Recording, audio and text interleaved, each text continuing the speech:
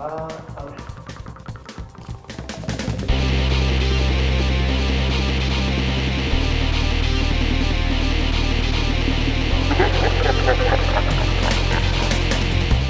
Itxasoa ala mendia, itxasoa.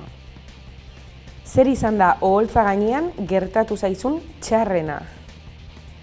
Bertso baten azken puntua ahaztea. Zalantza gabe.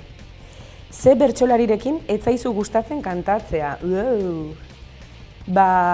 Ohikoan euren, beharbada esango nuke, euren euskara itxia hainbeste ulertzen ez dudan bertsolari horiekin nagoelako hain gustora beharbada.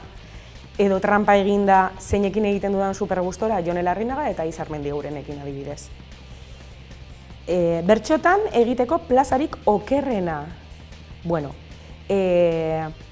hemerotekatik joko dut, gogoan daukat Astiri, asko maite dut Goierri, asko maite dut Gabiri eta inguru hori eta jente hori, baina Astirin behin bertso saio bat egin genuen eta nahiko plaza gogorra izan zen, okerra. Eta gero, Fredi ala Xabi,